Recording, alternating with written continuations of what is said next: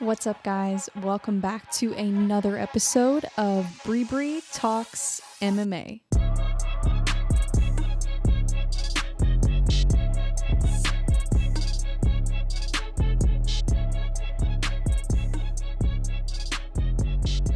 So this weekend we had PFL, we had Bare Knuckle Fighting Championship, we had UFC, one of the best main events I've seen in a while, and that's just right after we had Vettori versus Cannonier, which was also one of the best main events I've seen in a while. So yeah, as fight fans, we're absolutely spoiled right now. If you're not watching these fights, if you're not tuning in, you are seriously missing out because there is just so much going on right now in combat sports, in MMA, and we are going to get into all of it. But first, let me remind you, please check out Jocko Fuel when you get a chance. We've got energy drinks, protein, we've got supplements, we've got whatever you could need. So check out Jocko Fuel. That will actually help support me and support the podcast. So if this is stuff that you already are using, or maybe you just want to try it out, jockofuel.com. Use my code BREEBREE and you will get 10% off. Do you guys like my new microphone stand? I finally got one. I found one on Amazon and I was like, okay, I'm just going to get it because I'm tired of holding this microphone. At first I actually liked it. I don't know why. I just liked holding the microphone. But then when I would try to type something on my computer at the same time, I was like, this is just too much. So I got a microphone stand. I got some lights. You know what? Every time I have a new episode, I'm going to try to improve somehow. I'm going to try to step my game up every single time. You guys know that. We're only 6 episodes in, baby. We still got a ways to go. So I'm excited. But before we get into UFC, which is, gosh, that was exciting. So I live streamed for 6.5 hours through that whole prelims and main card. So I have a lot to talk about there. If you didn't see my live stream, you can go check it out on YouTube, I guess, if you have 6.5 hours to burn. But anyways, it was really fun though. It was my first time doing a live stream, so it was kind of not sure what to expect. Just kind of wanted to feel it out. So it's something I definitely want to do again in the future. So we'll see if there's another card that you guys want me to cover, that you guys want me to live stream. Let me know. And if I'm available, and if it's something legit, then yeah, I'll watch it and we'll do it. So first I want to kind of go over PFL, BKFC, everything that went down Friday night. I tried to watch both of them, but it was kind of hard. I at least did go back and rewatch the main event from BKFC and the co-main and the main event for PFL. Went back and rewatched those. But after live streaming for 6.5 hours on Saturday, my brain was just all UFC. So I'm going to try my best to remember what happened with PFL and BKFC. But I'll be honest, UFC kind of stole the show this weekend. It was on fire. They had a great card. But PFL did too. I mean, we'll get into it, but there were some exciting fights there too. So first off, we're just going to go from the beginning, from the first fights. And this was lightweights and welterweights for PFL. So the first fight was Al-Qahtani versus Brown, and Al-Qahtani ended up winning that fight via submission.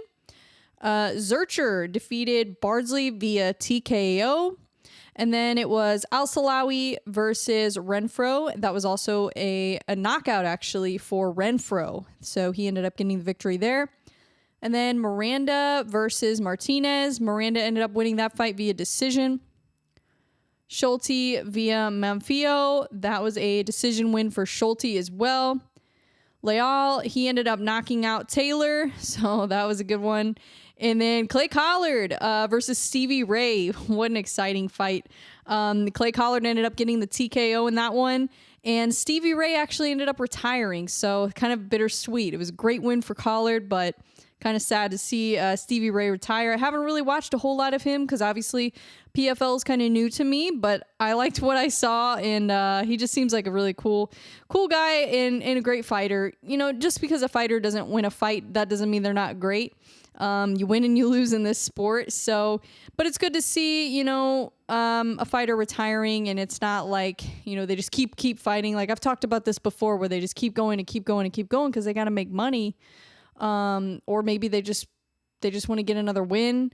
And then it's like they almost wait too long to retire, and they've taken too much damage or they've hurt themselves. So it's, it's better to see a fighter retire early, or unexpectedly, rather than to retire too late, in my opinion, always. Because you got to think about the health of the fighter, and you also got to think of their well-being too. I mean, if you go on a 5-fight, 6-fight losing streak, got to think what that's going to do to your mentality and your confidence. So yeah, it sucks seeing fighters retire, but I'm always happy for them and hoping for the best for their future, and hoping that they can do something else, and that's going to provide for their family, provide for them, and protect their health as well, because this isn't a job that you can do forever. Obviously, this is a very short-term career that you have in fighting. So anyways, after that fight was Umalatov. He defeated Lopez via decision. Magomed Karamov defeated Zawada via TKO. And then Shane Burgos versus Nishikawa. So Shane Burgos, he won via decision, and I saw people criticizing his performance or whatever. And it's like, yeah, he didn't get a finish, which he needed a finish to get to the playoffs. So I get it. But at the same time, I think people are kind of forgetting that Shane Burgos moved up a weight class when he went to PFL. So I think for him to get a win like that and completely dominate and control his opponent on the ground, I think is impressive, especially considering that he's gone up a weight class. Of course, we want to see him get a finish, but no, it's not always possible. And his opponent is tough. So his opponent, I'm actually going to pull his record up really quick because I don't want to get it wrong, but he's only 20 years old. And yeah, Yamato Nishikawa, I hope I'm pronouncing that right. So trying to find the one I'm looking for.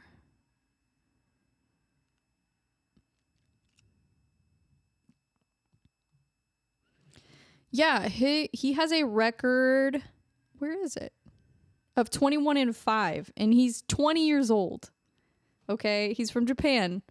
So that's who Shane Burgos is fighting, this killer that's only 20 years old. And yeah, he's 0-2 in PFL, but both of his losses were by decision, and he's still got a long ways to go in his career. I mean, he's only 20. So imagine what the future is going to look like for somebody that young already in PFL and fighting people like Shane Burgos, who's a UFC vet, and who Dana White even said that he regretted letting go. For good reason, because I think Shane Burgos has potential to be a star.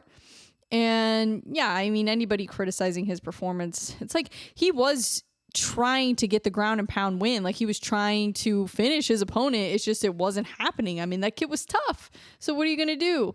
But yeah, so I thought it was a great performance by Shane, honestly. I mean, yeah, he moved up an entire weight class. He's fighting people younger than him. And yeah, so I thought he did a great job, and hopefully, he keeps that momentum going into his next fight. Then the co-main event. The co-main event was my favorite, honestly. That was insane. So Sabidou Sy, he said he wanted to get a viral knockout. That's what he said. He didn't just want to finish the fight. He didn't want to get a decision. He wanted to get a viral knockout. And I saw in the beginning of the fight, he was kind of throwing some wheel kicks and throwing some really interesting stuff. And I was like, okay, if one of those actually connects, he might be able to knock this guy out. So he ended up winning via knockout, via wheel kick, which was just beautiful. The way he set it up was amazing. And the fact that he threw it a few times, I think trying to figure out the range, and then he just landed it perfectly and executed his game plan flawlessly. So that was insane. That was awesome. I mean, I'm really excited to see that guy fight again. So Sabidou Sy, when you see that name, tune in, because he's really entertaining, and he wants to entertain the fans. He doesn't just want to win. He wants to entertain as well. So I think that's great. And then the main event, OAM. He ended up defeating Romero via knockout. That was another fantastic performance. Honestly, I was just kind of speechless at the co-main in the main event in PFL. I was like, wow, I can't believe more people aren't watching this. Very, very exciting. Another Canadian. So we just saw some Canadian stars in the UFC recently, and now we're starting to see some more in PFL. So that's exciting. But yeah, OAM definitely has a bright future. He's really, really talented and just, yeah, terrifying. So tune in to see him as well, his next fight. I don't know when he's going to be fighting next. Let me look up the PFL schedule really quick. I'm pretty sure August 4th is the next event. Yeah, Friday, August 4th is the playoffs for featherweights and light heavyweights. So that's actually going to be great. And we'll go over this card here really quick because I'm pretty sure there's going to be some bangers on this one. Impa Kasangane is fighting, and that's a light heavyweight fight. Definitely tune into that one. He's fantastic. Silveira versus Flores. That's going to be a great fight. Braga versus Kaibalayev. I mean, oh my gosh, that is exciting. And then Bubba Jenkins versus Pinedo. That fight is going to be absolutely insane. I think Jenkins is going to win that one, but that's just me. We'll see. I don't know. Pinedo really shocked me when he defeated Brendan Loughnane. But for some reason, I just feel like Bubba Jenkins is going to get it done. I don't know. We'll see. It's going to be interesting. It's going to be really interesting. And I mean, all these fighters are so good. Yeah, you've got to tune into this one, August 4th. Let's see. Is that a Friday or a Saturday? I think that's a Friday. Yeah, it's a Friday. So Friday, August 4th. That's when that's going down. So we got a whole month basically before that happens. And then the 18th is going to be heavyweight and women's featherweight. And then the 23rd, that's when the welterweights and lightweights are going to face off. So that would be when OAM is going to be back in there. And he will be fighting, let's see, Bruno Miranda. Well, that's going to be exciting because they're both 2-0 in PFL this year. And then OAM, he is 19-5, and Bruno Miranda is 16-3. OAM's a little bit taller. He's 5'10" versus Miranda's 5'8". So a little bit of a reach advantage for OAM and a leg reach advantage as well. So that'll be fun. This is going to be, I'm so excited. The further and further we get, or the closer and closer we get to the playoffs, the more excited I get, the more energy I get with watching PFL. So yeah, I'm so excited. If you guys aren't watching PFL, tune in, or at least keep up with it and see what's going on, because the playoffs are coming up soon. So you'll want to know, you'll want to know what's going on once that happens. Okay, so moving on to bare knuckle. Let's see. That was the Palomino versus Lilly card. So Palomino, obviously a huge star in bare knuckle. He's like the face of bare knuckle, honestly. He is just, yeah. He's everything that you could imagine a bare knuckle fighter is, and he's super, super talented. So I'm very excited to see, the next few events from bare knuckle. They've got some really exciting stuff coming up, but we'll just real quick go over the results from Friday night. So Lee ended up defeating Nolan in the first fight, and then Garcia ended up defeating Madrid. Padromo ended up knocking out White. That was insane. So that's another fighter definitely to watch out for. Yeah, I was really impressed. It was just great boxing, great technique. Like, you would think some of these fights would be like straight up brawls, but a lot of these bare knuckle boxers, they have really good technique. Like Mike Perry and all these guys, they have really, really good technique. And then Weinmiller ended up defeating Townsville. Blas ended up defeating Armas. And then, let's see, what was the next fight? Was Perez versus Carroll. Perez won that fight. Dennis versus Rodriguez. Dennis ended up winning that one. Duran versus Aguilar. Duran won that one as well. Davis defeated Peralta. And then the co-main event, Bostwick versus Lozano. Bostwick won that one, and that was a great fight. If you didn't watch it, go back and watch it. It was a fantastic fight. And then the main event, I would say, honestly, in this card, at least, I thought the co-main event kind of outshined the main event, but it's still a great fight. Palomino versus Lilly. Palomino ended up winning, which didn't shock me at all. That was kind of what I expected. I heard David Feldman kind of complaining about his performance, or complaining about the fight afterwards, which I mean, it's a fight. I mean, I guess for bare knuckle standards, maybe it wasn't as exciting as they wanted it to be, but it's just funny to me because I was like, I'm entertained. I mean, I'm I'm good, but yeah, I mean, not every fight needs to be a complete barn burner, but the thing is, the difference between him saying that and somebody like Dana White saying that is like when Dana White says something like that, I get kind of irritated. But David Feldman actually was a professional boxer at one point. So when he says stuff like that, it doesn't bother me as much because he's been in their shoes. So I feel like he kind of has earned the right to talk trash a little bit more than somebody like Dana. But I just thought that was funny. But yeah, Palomino won, and he actually called out Eddie Alvarez. So that's a huge fight. I mean, Eddie Alvarez is coming off a really close win against Chad Mendes. It was an absolute war. And I don't know, does he have what it takes to beat Palomino?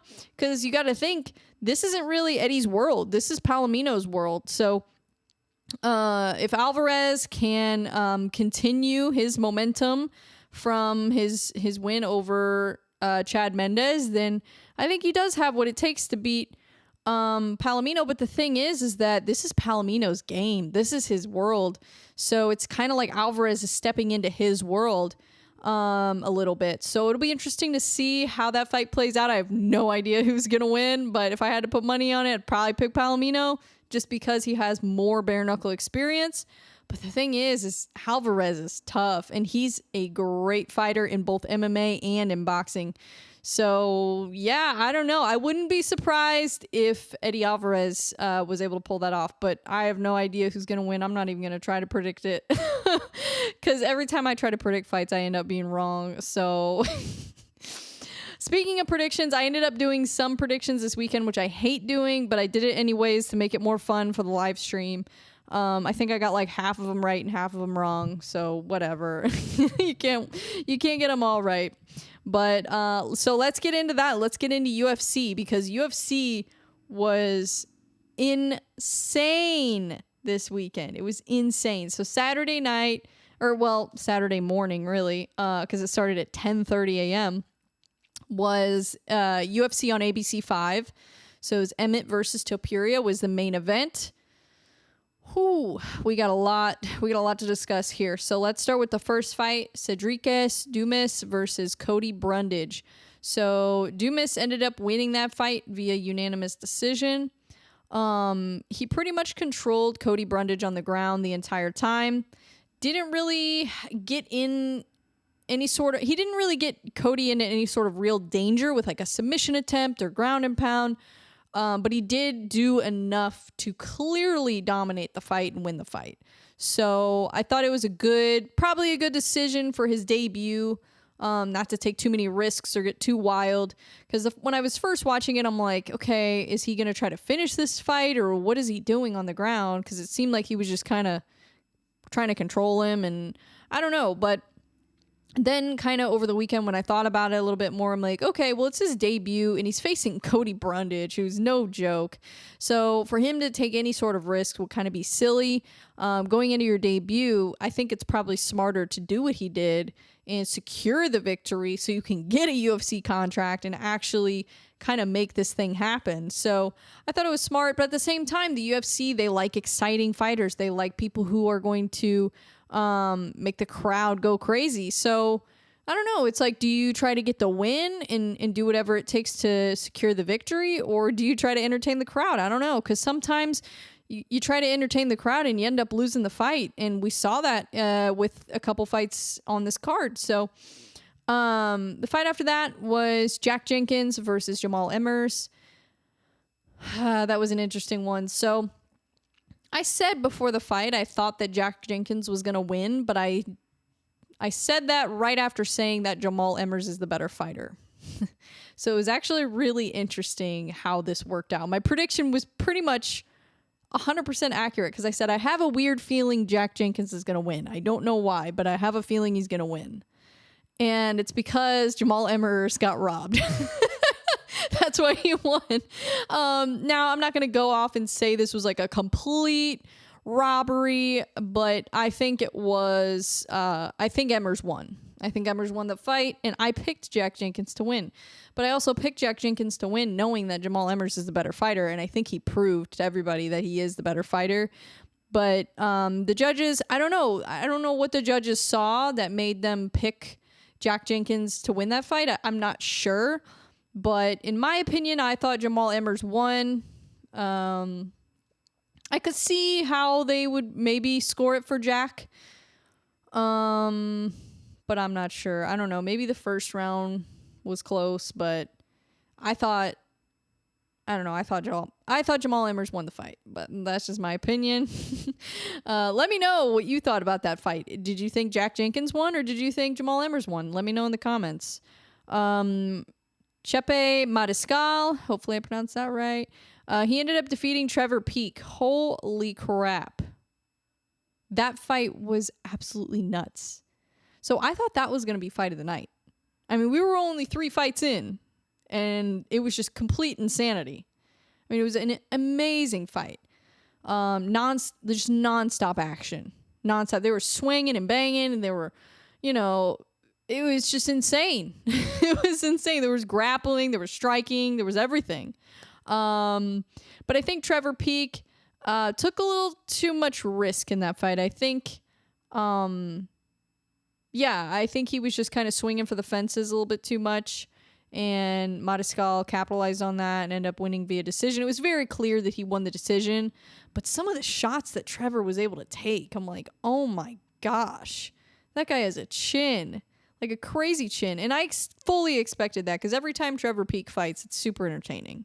Every time. Every single time.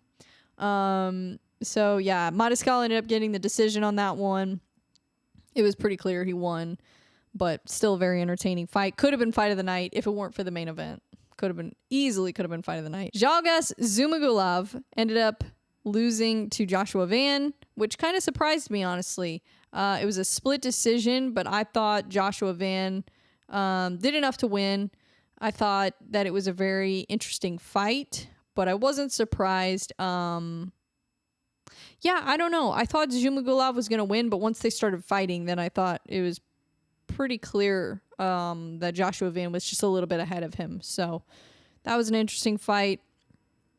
And then Tabitha Ricci ended up defeating Jillian Robertson. So this fight honestly probably surprised me the most, because I know how experienced Jillian Robertson is, and I know how much she's just got insane submission game, jiu-jitsu. But what I think Tabitha Ricci has that she doesn't have is she has a lot of strength, and she has the ability to wrestle as well. So Tabitha, I think, won the fight with her wrestling more than her jiu-jitsu.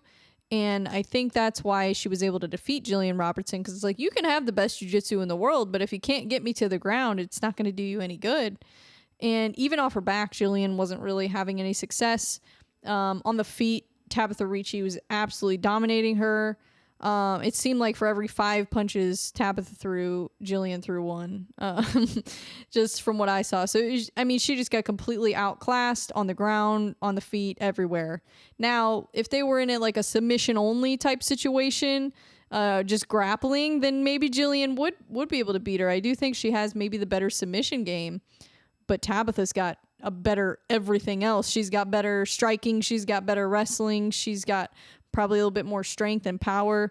So that's what I saw from Tabitha Ricci. Now, of course, you never know what the fighter's going through. You never know if they're injured, if they've got a bad weight cut. You never know what's going on. But it looked like Tabitha Ricci was the better fighter on Saturday. And I'm just excited to see where she goes, because women's strawweight is always exciting to watch. And it's always exciting to see a new star kind of come up. So hopefully she can be that new star at some point in the future. I mean, that's definitely a good win to have on her resume against Jillian Robertson, who's such a submission specialist, and she catches a lot of those Brazilian black belts with submissions. So, that was really impressive.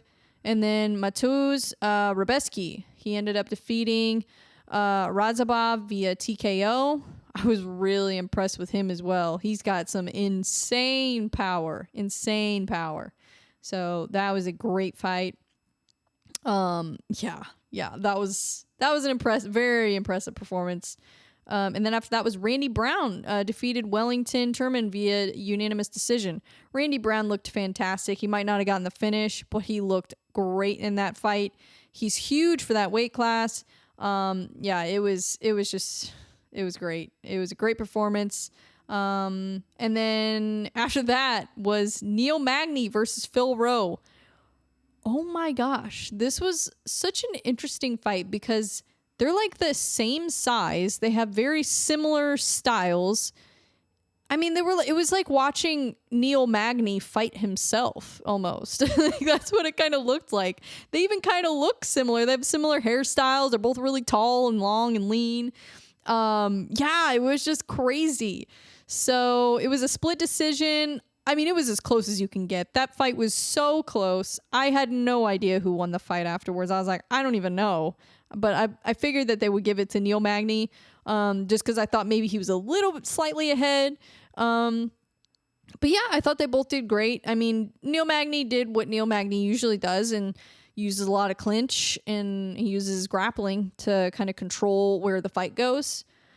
So yeah, maybe not the most exciting for some people to watch, but that's kind of what I expected from a Neil Magny fight, and that's what I always expect. So that was the exact kind of fight that I expected him to fight. And then Brendan Allen ended up defeating Bruno Silva. I called it. He ended up defeating him via submission. Super impressive performance. The future's definitely looking bright for Brendan Allen after that. Bruno Silva, that's a tough opponent for him to take on, especially with the grappling, the striking. So I thought Brendan Allen did a great job and then ended up getting the finish via submission. So yeah, fantastic. It's just exciting to see some talent coming up in middleweight, because there's not a whole lot. It's not a super deep division. So I'm definitely excited to see kind of where he takes his career and who he's able to fight next. I don't remember if he called anybody out after that. But it'll be exciting to see what's next for him. David Onama, he knocked out Gabriel Santos. That fight was really exciting too. It's always fun to see a knockout. And then Austin Lane versus Justin Tafa. So unfortunately, this was so frustrating.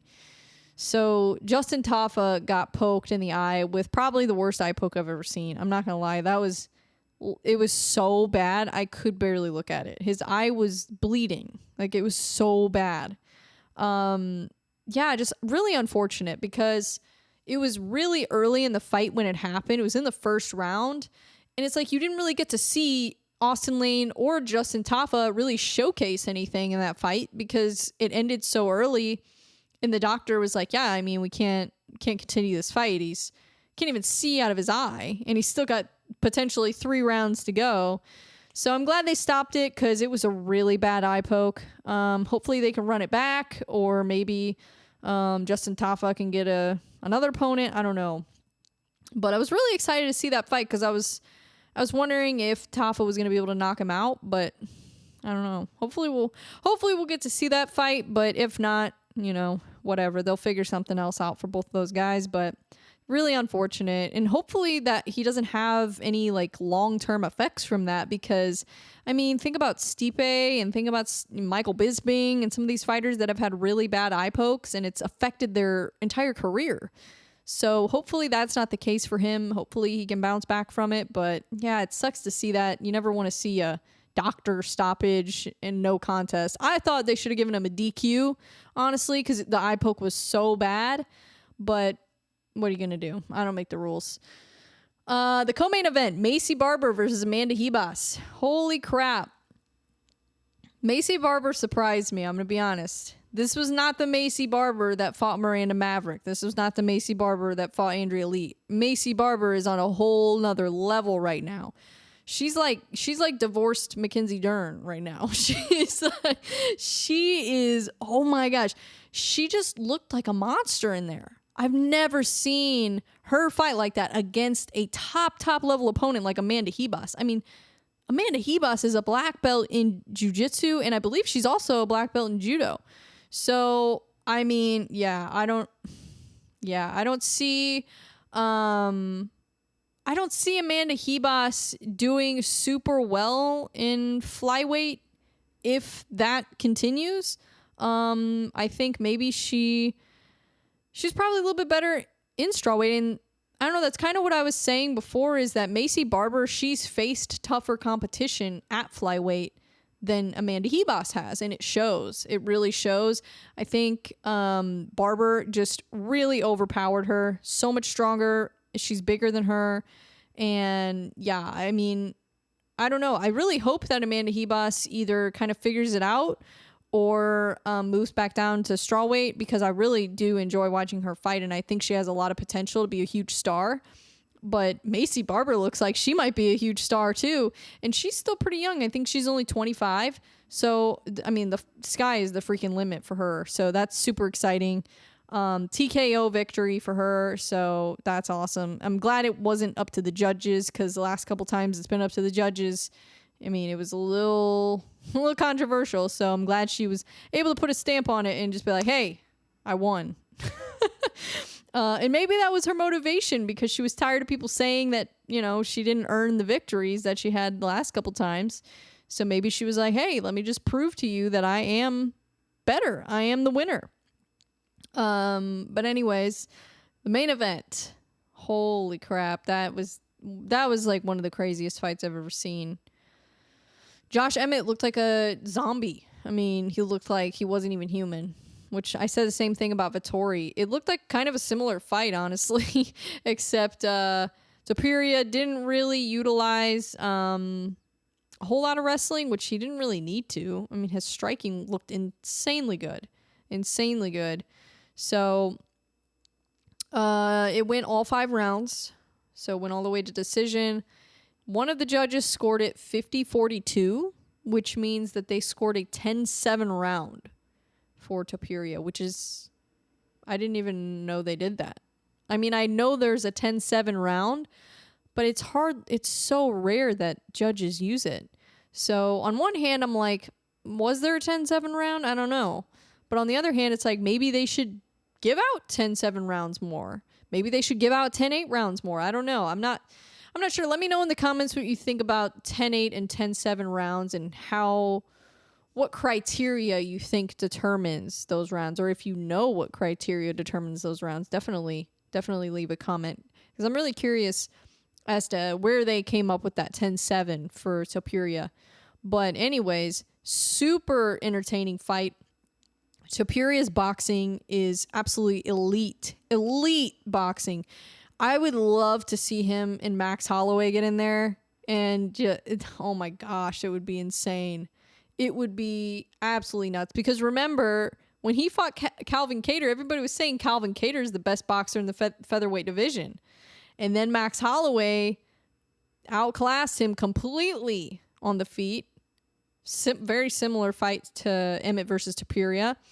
So then he's kind of like, yeah, see, I'm the best boxer. He even said it while he was fighting. He's like, I'm the best boxer. So it would be really fun to see him fight Topuria, but I think Topuria deserves the next title shot 100%. How can you not give him the next title shot? Did you guys see what he just did to Josh Emmett? That was insane. It was let me pull up the strike counts for that, because that had to be absolutely nuts. Let's see what happened here. Yeah, 171 strikes for Topuria, 152 significant strikes, 1 knockdown, 3 takedowns. Yeah, absolutely nuts. So there were more significant strikes in the Cannonier-Vettori fight, actually. That kind of surprised me, but it just seemed more exciting, this fight, because Topuria has the potential to be such a huge star.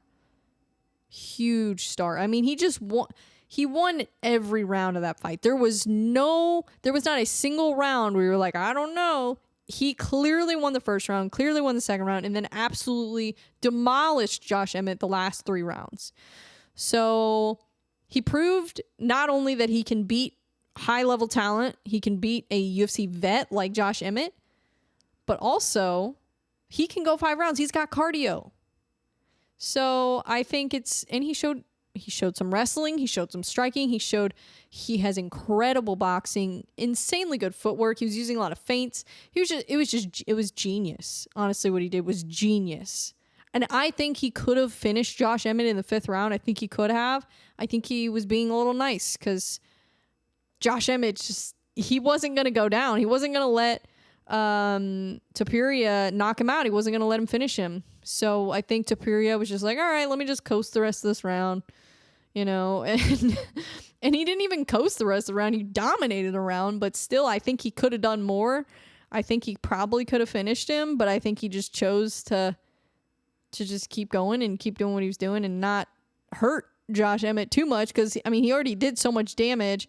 I don't know. I think he might have just been trying to be nice, but yeah, because there was a few times that I thought it was going to get stopped, honestly, just from the visual perspective, like as a ref, as a doctor looking at that, it's like, yeah, how much more damage does he need to take? I thought his corner was going to throw in the towel after round 4, but he's so tough. Honestly, Josh Emmett, he deserves a freaking win bonus for that, because for him to survive that is just absolutely insane.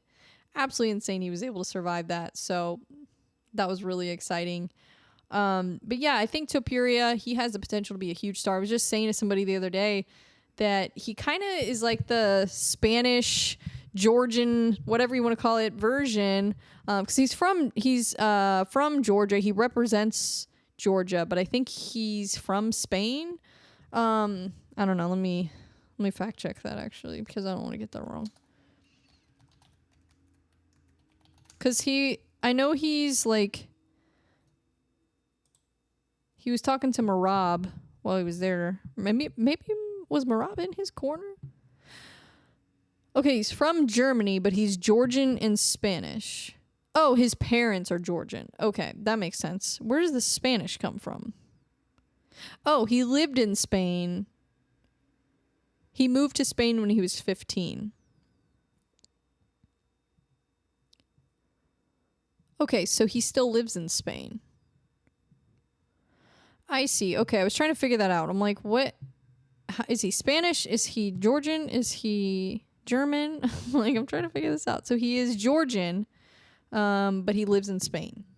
So yeah, I was saying like he kind of reminds me of like a Georgian version of Cody Garbrandt. That's better than Cody Garbrandt. So Topuria now is 14-0, still undefeated. And he just kind of reminds me of Cody Garbrandt. I don't know. He like has like a similar hairstyle. He's got like the tattoos a little bit. Probably not as many tattoos as Cody Garbrandt, but he's got the tattoos. He's got the fade. He's got the hairstyle. He's cool looking. He's wearing the suits. He could be such a big star, guys. Oh my gosh, huge star.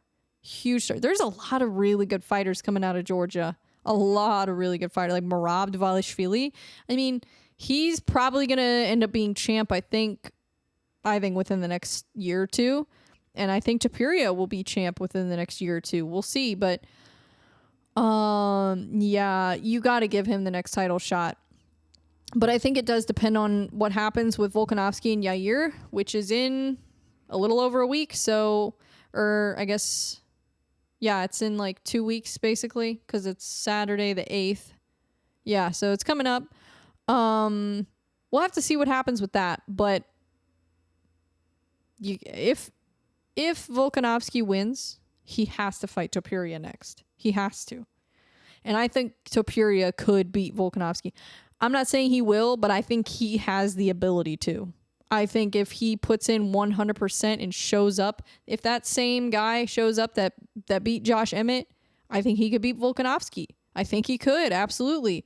But it's not going to be easy.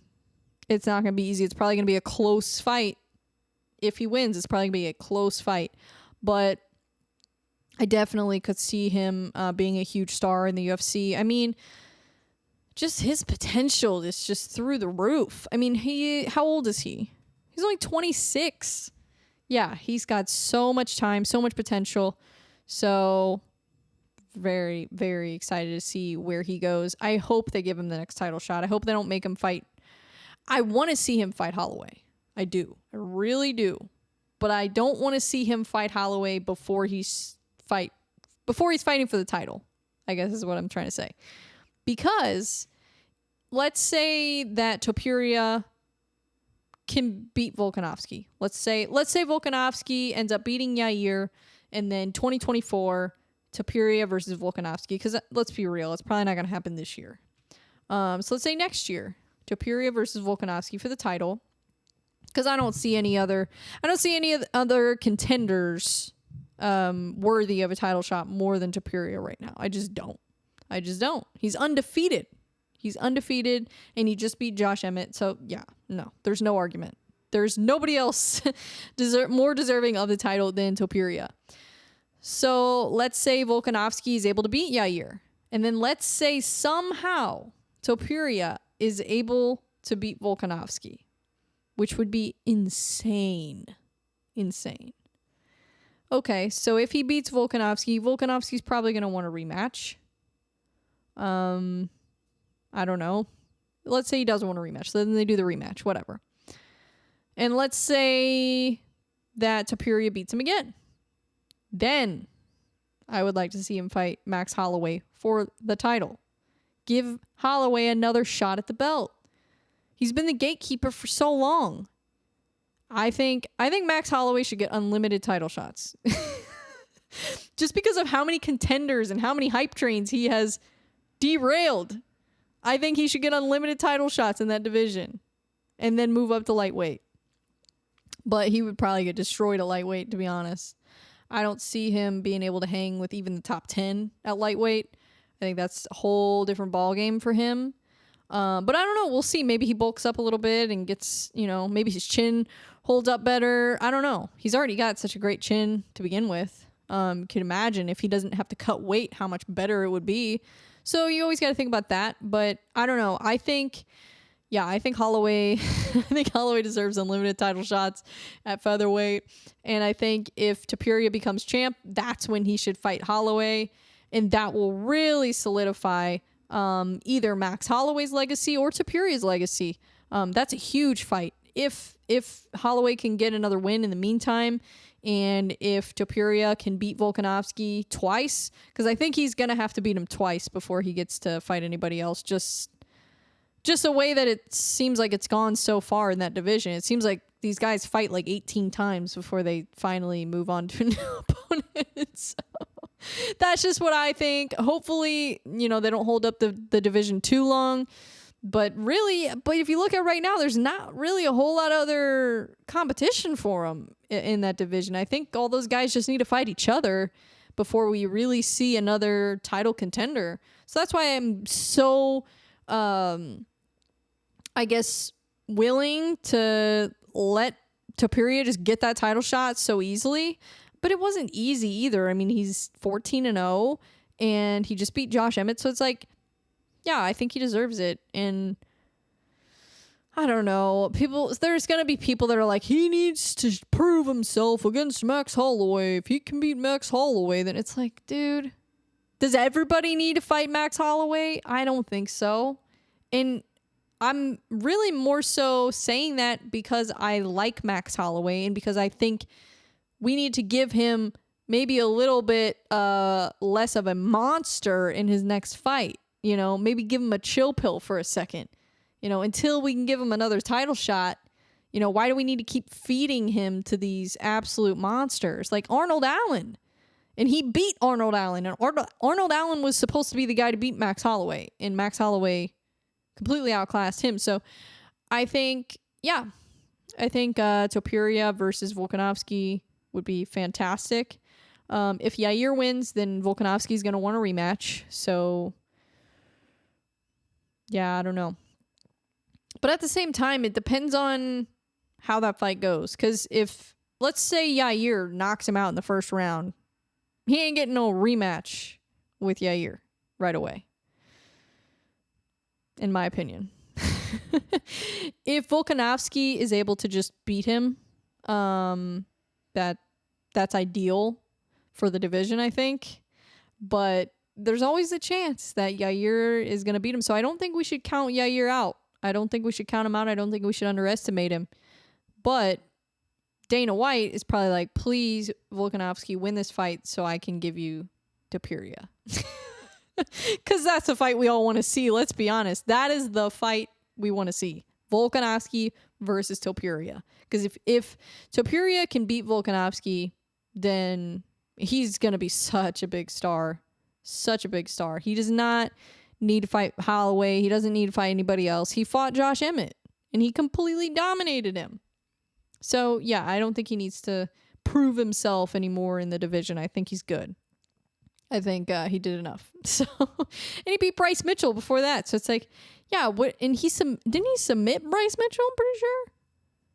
Yeah, he submitted him via arm triangle. And before that, 3 knockouts in a row, and he knocked out Ryan Hall in the first round. So, yeah, let's stop pretending that he isn't the next contender. Okay, let's just give him a title fight. Come on. And if you look at his record, he actually only has 2 wins by decision, and 12 wins by either knockout or submission. So, and the decision win against Josh Emmett was obviously a very, very one-sided dominant decision. So, yeah, I'm a believer in Ilia Topuria. I'm supportive of him getting the next title shot is basically what I'm trying to say. But anyways, let's see what's next in the UFC. Let's see what we've got going on over the next couple weeks. Because I know we've got Volkanovski, speaking of featherweight, we've got him fighting soon on the 8th. And then this week we've got Strickland versus Magomedov. That's the main event. So it's going to be a little fight night. I'm thinking Sean Strickland wins that fight, but we'll see. I really just would like to see him get a win. Because when's the last time Sean Strickland won? I think he's either on a 1 or 2 fight skid. I can't remember. He's great with social media, though. Oh, my gosh. I think he has the potential to be a huge star as well. He already kind of is. I mean, everybody knows who he is because he's so funny. He's hilarious. Some of the stuff he says. Oh, no, he won the fight against Imavov. I forgot about that. Oh, because that was at light heavyweight. Is this fight it? No, this is at middleweight. Okay, so at middleweight, he's on a 2-fight skid. But the fight with Cannonier was kind of a interesting decision. And then Pereira obviously is an absolute monster. So, of course, he's going to get knocked out by Pereira. I think we all expected that. Like, he wasn't supposed to win that fight against Pereira. It was actually kind of insane that he even took that fight. I was kind of surprised. I'm like, ooh, that's a tough fight. But, yeah, I mean, other than that, before that, he was on a 6-fight win streak. So he could always turn it around. Yeah, we'll see. We'll see how he does against Magomedov. I don't know. I think he's going to win, but you never know in this sport. You really don't. I hope he wins. I really do. Because I think he could be such a big star. Let's see. Max Griffin's fighting on that card too. So that'll be fun. He's fighting Michael Morales. Ariane Lipski is fighting Melissa Gatto. That'll be fun. Little flyweight fight. Let's see if there's anything else that really catches my attention. Kevin Lee. Haven't seen that name in a minute. When's the last time he fought? Kevin Lee. I was wondering where Kevin Lee fits into all this. If you know, you know. Okay, he beat Diego Sanchez. Well, Diego Sanchez is like if CTE was a person. So, gosh, I hope. Is Diego Sanchez still fighting? I hope he's not. I really love Diego Sanchez. He's such a legend. And I just hate to see him keep doing this and get beat. Yeah, I don't know. He just seems like he's taken a lot of damage over the years, and it's definitely adding up. It's not working in his favor. So I don't know. But Kevin Lee, he's that was in Eagle fighting. That was in Khabib's promotion. I forgot about that. So that's when he fought Diego Sanchez, and then he lost to Daniel Rodriguez and Charles Oliveira, which are two very talented fighters. Obviously, Oliveira, super, super talented. And he got submitted by Oliveira, which is what Oliveira does to people. He submits them with ease, it seems like. Gregor Gillespie, he ended up knocking him. I remember that. That was a knockout. That was a good knockout. But that was 4 years ago, so it's been a while since we've seen him in the UFC. It's been 2 years now since he fought Daniel Rodriguez. So it'll be fun to see him come back. I mean, I always thought he was really talented, but he just never, yeah, I mean, whenever let's see, when did he fight for the title? Because did he fight for the title or did he fight for the interim title? I can't remember. Because he fought, oh,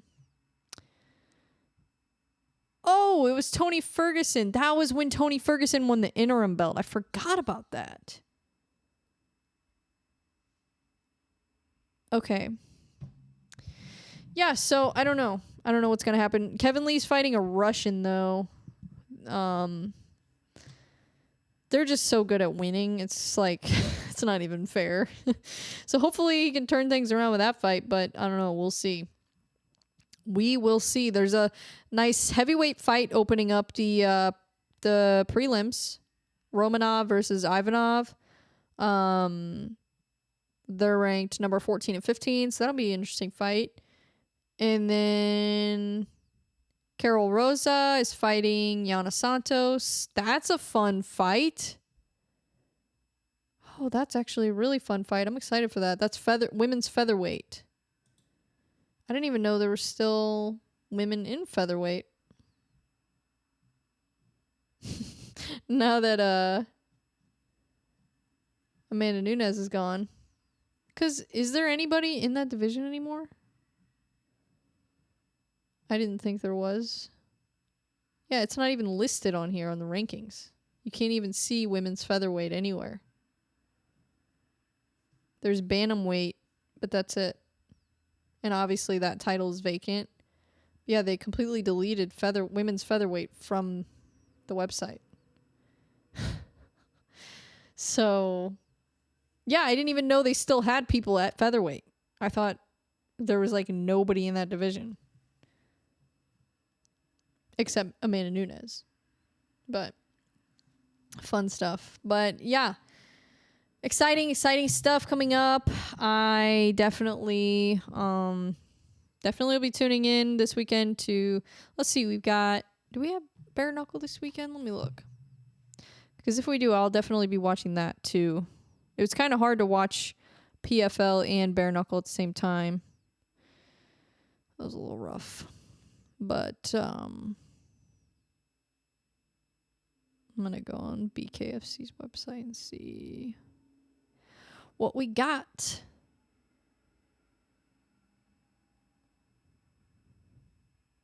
I can't believe everybody's talking about this Zuckerberg versus Elon Musk thing. Like, I get why people are talking about it, and I'm going to talk about it on my other podcast, not on my MMA podcast, because this is where I talk about real fights. But yeah, this podcast is for combat sports, like legit stuff, and I feel like, yeah, it's cool to talk about that, but it's not like there's anything booked. We don't even know what organization. We don't know if anybody's going to sanction that. We don't know what weight class it's going to be. Like, there's still so much that we need to figure out before we can even start really taking that fight seriously. So it's like, yeah, Zuckerberg versus Elon Musk, would that be the biggest fight ever? 100%. But there's still a lot of logistics, a lot of details that we got to work through, guys. It's not a set in stone thing just because they said yes. Like, you guys are forgetting that, first of all, there's a huge weight difference. There's like a 50-pound weight difference between the two, I'm sure. So we got to figure out what weight class they're going to fight at. That's one thing. Then we got to figure out who the heck is going to sanction this. Which is why there needs to be a weight class. It's not going to be open weight, I don't think. I mean, maybe they would, but I don't know who.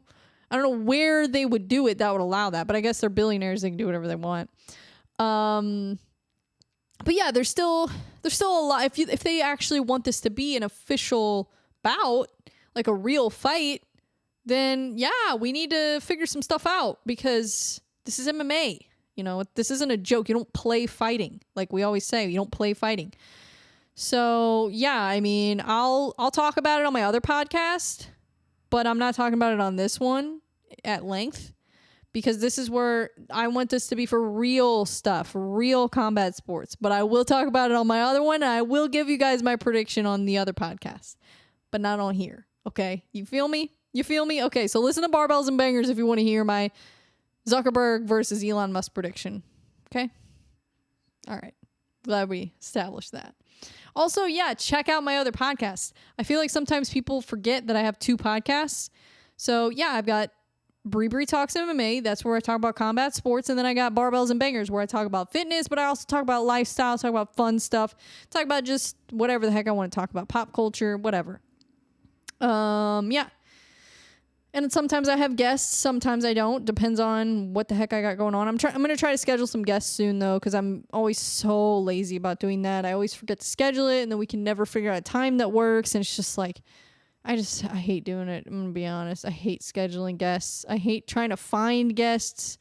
Yeah. But I am looking for, just so you guys know, for that podcast, I am looking for a couple different topics. So I'm looking for a guest. I want to but have a conversation with a MMA coach or combat sports coach that knows a lot about like weight cutting and nutrition, and just kind of how important nutrition and strength training and all that stuff is for combat sports. So I want to talk to somebody about that and just have a conversation, not ask them a million questions, but just kind of have a conversation. And then and it could be like a wrestling coach. It could be combat, any kind of combat sports. Preferably would be like MMA, but if it's wrestling, if it's kickboxing, whatever, that's fine. Just as long as they actually have some insight on weight cutting and nutrition, resistance training, strength and conditioning coaching, all that kind of stuff.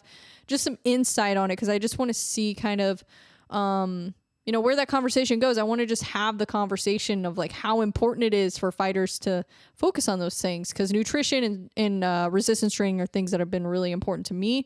So I just kind of want to bring somebody from another world, from MMA, from combat sports, into that discussion. And then I do want to have a female fighter on at some point in the near future on that podcast, just to have a conversation about their training, have a conversation about what's in store for their future, how they got into fighting, and then also kind of talk about like, what's your fitness routine like, what's your nutrition like, and then also talk about just kind of like who you are and what you do and your why and all that kind of stuff. So just kind of like any other conversation I have on that podcast.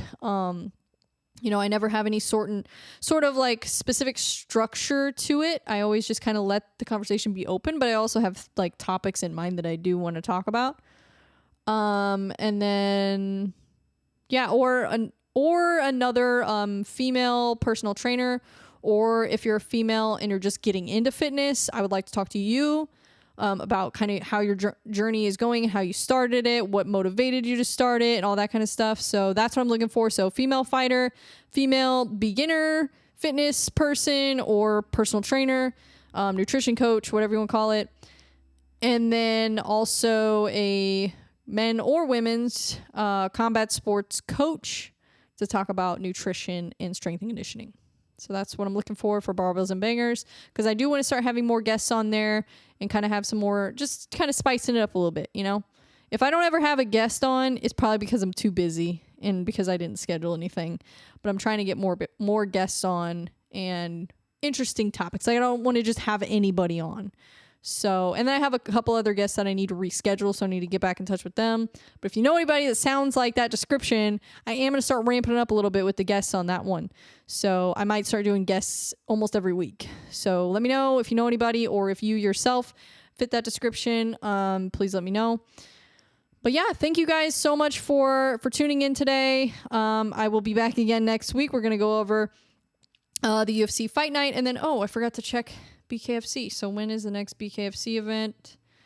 before I hop off of here. Let's see. BKFC. What we got? July 1st. Yes. Rico Franco versus Caleb Harris.